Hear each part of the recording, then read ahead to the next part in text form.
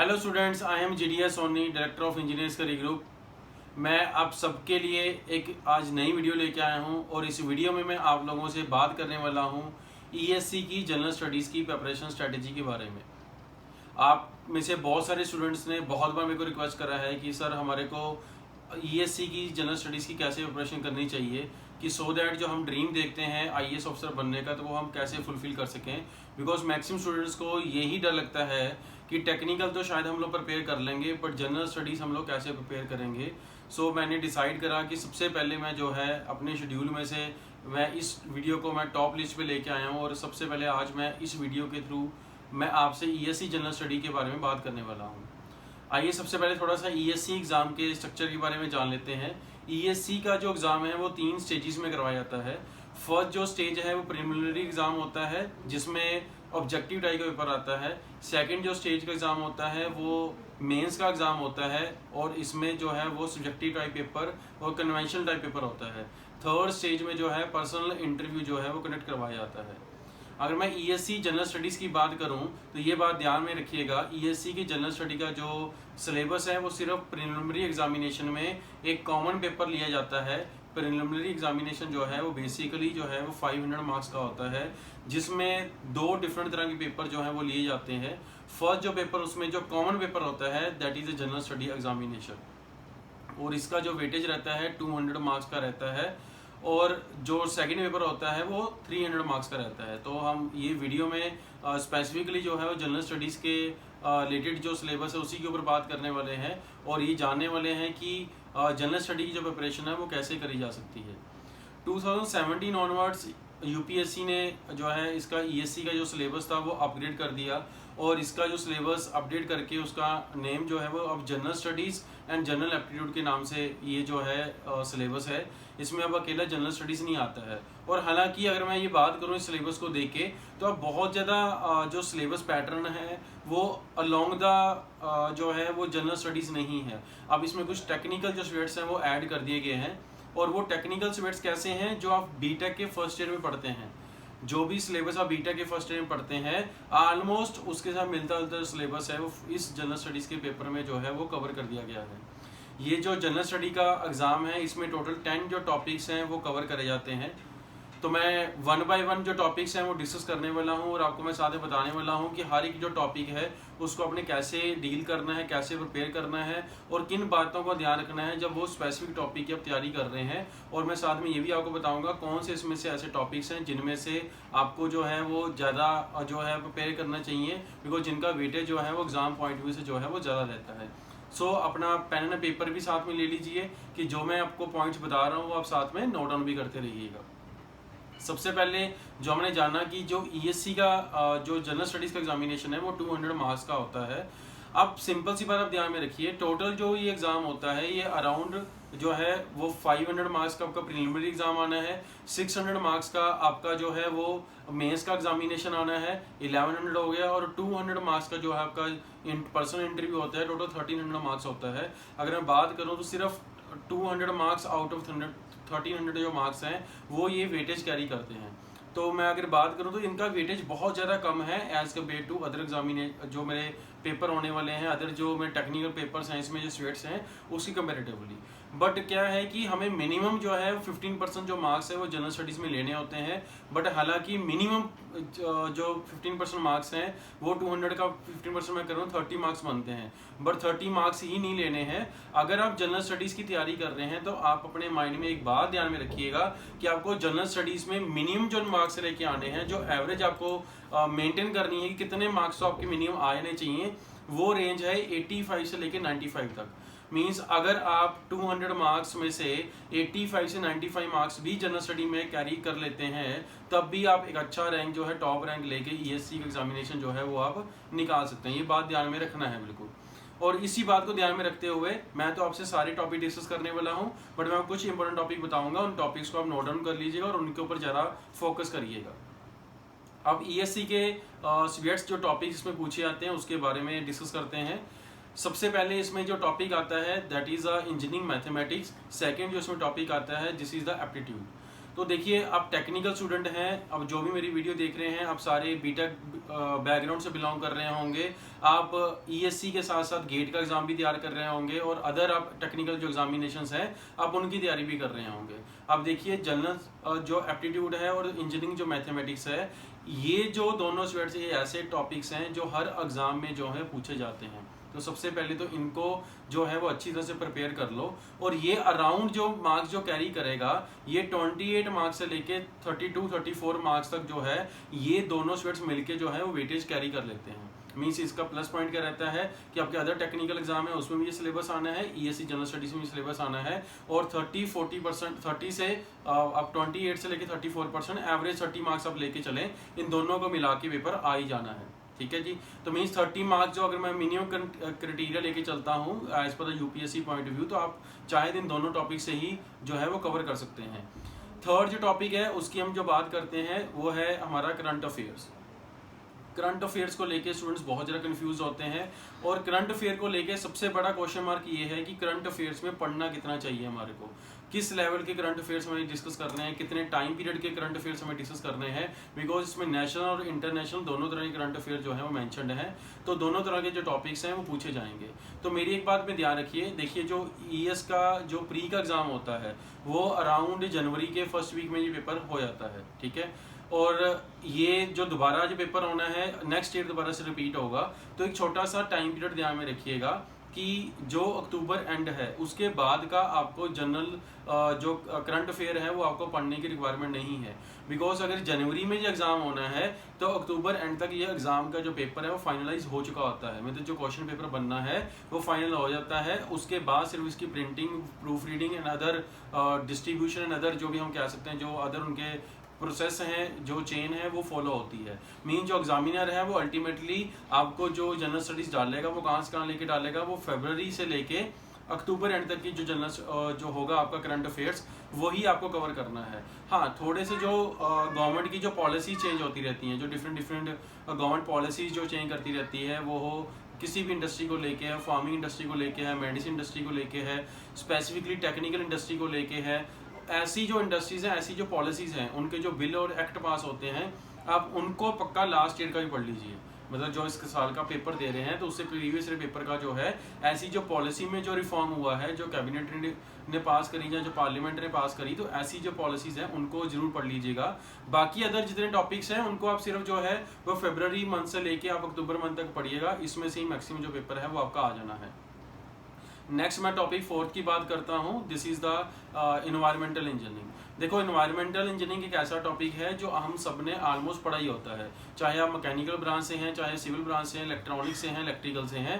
तो अब क्या है कि इंजीनियरिंग में एक सब्जेक्ट हमारे को इन्वायरमेंटल इंजीनियरिंग जो है 2009 ऑनवर्ड जो है वो कंपलसरी कर दिया गया था कि हर एक स्ट्रीम को ये पढ़ाया ही जाएगा। तो मीन्स जो भी स्टूडेंट इस टाइम पे एलिजिबल है ईएससी एग्जामिनेशन देने के लिए, तो आपने इन्वायरमेंटल साइंस और इन्वायरमेंटल इंजीनियरिंग से रिलेटेड जो टॉपिक है वो ऑलरेडी पढ़ा ही होगा। और अब ध्यान में रखिएगा, आपको जो भी इसमें टॉपिक्स पढ़ने हैं, एनवायरमेंटल साइंस आपस में अपने आप में बहुत बड़ा टॉपिक है, बट आपको जो फोकस करना है वो सिर्फ जो टेक्निकल एस्पेक्ट्स हैं, उसके जो इंडस्ट्री से रिलेटेड एस्पेक्ट हैं, जो हमारे टेक्निकल पॉइंट ऑफ व्यू से जो टॉपिक्स उसमें कवर होते हैं, जैसे ओजोन लेयर का क्या इफेक्ट आता है, जैसे हम बात करें मैकेनिकल में तो रेफ्रिजरेंट्स होते हैं, उसमें ओजोन लेयर का इफेक्ट होता है, और अदर इंफ्रारेड रेड्स का क्या इफेक्ट होता है, इलेक्ट्रोमैग्नेटिक वेव्स की वेवलेंथ कितनी होती है, कौन सी रेज कितनी रेंज में चलती हैं। तो ये बेसिकली जो क्वेश्चंस होंगे वो आपको वहाँ से जो कनेक्ट करके वो पूछ लेगा। तो ऐसे करके जो आपने जो थोड़ा सा इससे जो टेक्निकल पॉइंट ऑफ व्यू से कनेक्शन इसका बैठता है, सिर्फ वही इन्वायरमेंटल साइंस जो है वो आप डिस्कस करिएगा। 5th जो टॉपिक है वो नेक्स्ट जो है that is a material science. Material science एक ऐसा टॉपिक है जो फर्स्ट ईयर में हम सब ने ही पढ़ा होगा। एक हम इंजीनियरिंग मैकेनिक्स के नाम से एक टॉपिक पढ़ते हैं, जहाँ आइदर आपने अप्लाइड मैकेनिक्स के नाम से एक टॉपिक पढ़ रखा होगा, और आइदर आपने अप्लाइड मैकेनिक्स और थर्मोडायनामिक्स के नाम से एक बेसिक थर्मोडायनामिक्स के नाम से एक सब्जेक्ट पढ़ रखा होगा फर्स्ट ईयर में, that is compulsory to every stream. तो वहाँ पे हमारे को एक बेसिक मैकेनिकल जो टॉपिक्स, मैकेनिकल मटेरियल साइंस जो होते हैं, मैकेनिकल से रिलेटेड जो टॉपिक्स होते हैं वो हमारे को स्पेसिफिकली वहाँ पे पढ़ाए जाते हैं, जिसमें स्ट्रेस स्ट्रेन हो गया, हार्डेबिलिटी हो गया, स्ट्रेंथ हो गया, और टफनेस हो गया, ऐसे ऐसे क्वेश्चन, स्ट्रेन एनर्जी क्या होती है, ऐसी जो बेसिक डेफिनेशंस होती हैं वो उस टॉपिक्स में हमारे को पढ़ाई जाती हैं। तो आपको सिर्फ क्या करना है, जब भी आप मटीरियल साइंस पढ़ें, आप किसी भी स्ट्रीम को फोकस कर रहे हैं तो आप ध्यान रखिएगा ये थोड़ा सा मैकेनिकल ओरिएंटेड टॉपिक आता है। इसके सिवाय थोड़ा सा इलेक्ट्रिकल इलेक्ट्रॉनिक्स की जो ईडीसी का टॉपिक होता है, फर्मी लेवल तक के जो क्वेश्चंस होते हैं, जो बेसिक सेमीकंडक्टर के ऊपर क्वेश्चंस होते हैं, कौन कौन सेमीकंडक्टर होते हैं, ये ऐसे जो क्वेश्चंस है वो थोड़ा सा ये भी टच करता है। तो मैक्सिमम जो पोर्शन है वो मैकेनिकल को टच करके चलता है, थोड़ा सा पोर्शन इलेक्ट्रिकल इलेक्ट्रॉनिक्स को भी वो टच करके चलता है। नेक्स्ट मैं अगर टॉपिक की बात करूंगा तो नेक्स्ट टॉपिक जो हमारे पास है, this is the engineering ethics. तो इंजीनियरिंग जो एथिक्स है, अब ये ध्यान में रखिएगा, एथिक्स अपने आप में बहुत बड़ा अगेन ये टॉपिक है, जैसे एनवायरमेंटल साइंस एक बहुत बड़ा टॉपिक है, ऐसे इंजीनियरिंग एथिक्स जो है वो आपको पढ़ना है। आपको एथिक्स टॉपिक नहीं पढ़ना है। यूजुअली जितना भी पढ़ाया जाता है वो जहाँ कहीं भी आप कंटेंट आपको मिलता है तो वो एथिक्स से रिलेटेड कंटेंट मिलता है। आप क्या करते हो, जनरल एथिक्स पढ़ना स्टार्ट कर देते हो, बट हमें क्या पढ़ना है, हमें इंडस्ट्री ओरिएंटेड जो एथिक्स है वो पढ़ना है। बहुत सारे बच्चों का ये पॉइंट ऑफ व्यू रहता है, ये क्वेश्चन रहता है कि एथिक्स का तो पता ही नहीं क्या पढ़ें। तो मैं आपको ये सजेस्ट करूँ कि एथिक्स को अगर पढ़ना है तो ऐसे बहुत सारे एक्ट्स हैं अभी रिसेंटली जो गवर्नमेंट ने रिफॉर्म करे हैं in the point of view को लेके एथिक्स को, तो आप वो टॉपिक्स के ऊपर ज़्यादा फोकस करें जो इंडस्ट्री ओरिएंटेड है। सिर्फ आप इंजीनियरिंग एथिक्स को ही हमें फोकस करना है, इससे बाहर नहीं जाना है, ये मेरी बात ध्यान में रखिएगा। इसके बाद नेक्स्ट टॉपिक एक आता है डिज़ाइन, ड्राइंग और सेफ्टी। डिज़ाइन, ड्राइंग और सेफ्टी जो टॉपिक है, इसमें से देखिए जो सेफ्टी है इसमें से ज़्यादा क्वेश्चन पूछे गए हैं। जो मैंने एनालिसिस करा है, मैक्सिमम जो क्वेश्चन इन टॉपिक्स में से आए हैं वो सेफ्टी में से आए हैं। ड्राइंग और डिज़ाइन में से बहुत ज़्यादा क्वेश्चन वो नहीं पूछता है। अब सेफ्टी में ज़्यादा क्वेश्चन पूछने का पर्पस क्या है, बिकॉज आपको देखो बीइंग ए IAS ऑफिसर आपको एक डिपार्टमेंट ही दिया जाएगा, you have to take care of the some technical departments. तो टेक्निकल डिपार्टमेंट्स में जो सेफ्टी है वो ऑपरेटर की सेफ्टी कैसे है, जहाँ कोई वहाँ पे आपको मैनेजर लेवल पे सेफ्टी कैसे चाहिए, तो ऐसी आपको कौन सी सेफ्टी पैरामीटर्स को ध्यान में रखना होगा जब आप एज अ इंजीनियर वहाँ पे क्लास 1 ऑफिसर काम कर रहे हैं, तो आपको किन किन बातों को ध्यान में रखना चाहिए वो आपको पहले से पता होना चाहिए। तो ऐसे जो टॉपिक्स हैं इसीलिए वो क्या करता है, इसमें से जो सेफ्टी वाला टॉपिक है उसको ज़्यादा टच करके चलता है और उसी के ऊपर ज़्यादा जो क्वेश्चंस हैं वो आपको पूछे जाते हैं। इसके बाद मैं नेक्स्ट बात करूं तो आईसीटी की एक टॉपिक आता है। तो आईसीटी टॉपिक में एक बात को ध्यान रखना, आईसीटी टॉपिक में वेरिएशन बहुत ज़्यादा है, बहुत सारी चीज़ें पूछी जाती हैं। आईसीटी टॉपिक का वेटेज भी अच्छा है, नो डाउट ये जो है 15 से 20 नंबर कैरी भी करता है। बट इसमें से आप क्वेश्चन देखेंगे तो मैक्सिमम जो क्वेश्चन है वो कौन से आते हैं, वो गवर्नमेंट ने जो भी आईटी में रिफॉर्म करा है, जितनी गवर्नमेंट में नई एप्लीकेशन लॉन्च हुई, जो भी आईटी इंफ्रा गवर्नमेंट इस टाइम पे लॉन्च करती जा रही है, तो वो उससे रिलेटेड जितने भी जो क्वेश्चंस होते हैं वो उसमें पूछे जाते हैं। ये सेम जो टॉपिक्स हैं आपको जो आपका करंट अफेयर होता है, नेशनल इंटरनेशनल करंट अफेयर, ये वहाँ पे भी आपको हेल्प करेगा। मतलब ये करंट अफेयर के पॉइंट व्यू से पूछा जा सकता है, ये आईसीटी के पॉइंट व्यू से पूछा जा सकता है। तो थोड़ा सा जो भी पॉलिसी गवर्नमेंट रिफॉर्म करती जा रही है in the IT industry point of view से, मतलब आईटी इंफ्रा जो गवर्नमेंट जो नया डेवलप कर रही है, नई कौन सी ऐप लॉन्च करी, नई कौन सी वेबसाइट लॉन्च करी, इससे किसको बेनिफिट हुआ, फार्मिंग में कौन से नए आईटी सेक्टर में चेंजेस आए, मैकेनिकल इंडस्ट्रीज में क्या चेंजेस करा, फार्मा इंडस्ट्री में उन्होंने क्या चेंजेस करा, जब फूड इंडस्ट्री में क्या चेंजेस हुए, और कौन कौन सी ऐसी स्टेट लेवल पे पॉलिसीज़ बना दी गई जो है अभी ऑनलाइन कर दी गई, जैसे ई टेंडरिंग कर दी गई, तो ई टेंडरिंग के लिए कौन सी ऐप बनाई गई, कौन सी स्टेट ने सबसे पहले ये लॉन्च करा। तो ऐसे ऐसे क्वेश्चन पूछे जाते हैं। तो इसका जो कंटेंट है, जो ऑथेंटिक कंटेंट आपने पढ़ना है, तो हमारे पास एक डिपार्टमेंट है NIC करके, तो नेशनल इंफॉर्मेशन सेंटर जो है स्टेट सेंट्रल गवर्नमेंट का एक डिपार्टमेंट है। अभी रिसेंट इसमें जो बहुत सारी जॉब और वैकेंसीज भी आई थी आईटी स्टूडेंट्स के लिए और इलेक्ट्रॉनिक्स के लिए स्टूडेंट्स के लिए। तो आप इनकी जो भी प्रेस रिलीज होती हैं, इनकी वेबसाइट पे एक ऑप्शन है प्रेस रिलीज चेक करने का, तो वहाँ पे इनकी प्रेस रिलीज चेक कर लीजिएगा। बिकॉज क्या है, जितनी भी एप्लीकेशन, जितनी भी वेबसाइट्स जो लॉन्च होनी है, वो सारी सारी इसी डिपार्टमेंट में, इसी मिनिस्ट्री के अंदर ही होने वाली है। तो आपको यहाँ से लेटेस्ट इन्फॉर्मेशन बड़े आराम से मिल जाएगा भी क्या है, तो और कौन सी ऐसी एप्लीकेशंस हैं, कौन से अभी आईटी इंफ्रा में चेंजेस हो रहे हैं, तो ये यहाँ से इन्फॉर्मेशन आप ले सकते हैं। नेक्स्ट जो टॉपिक होता है प्रोजेक्ट मैनेजमेंट।